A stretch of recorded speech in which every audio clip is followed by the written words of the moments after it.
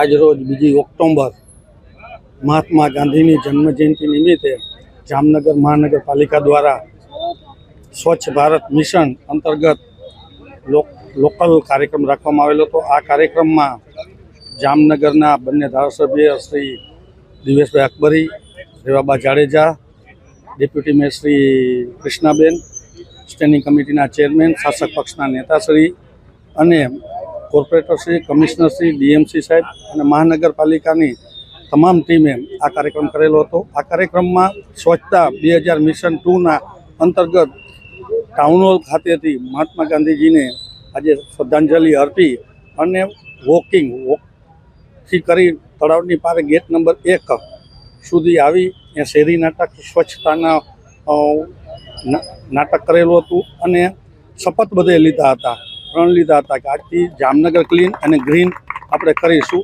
એ અંતર્ગત હું જામનગરની પ્રજાજનોને આહવાન કરું છું કે ગાંધીજી એ ઇન્ડિયામાં જ્યારે આપણો ગુલામ હતા એને ક્વિટ કર્યું, એવી રીતે આપણે જામનગરમાંથી પ્લાસ્ટિક મુક્ત અને સ્વચ્છતાને ક્લીન કરશું એવી અભ્યર્થના। આભાર।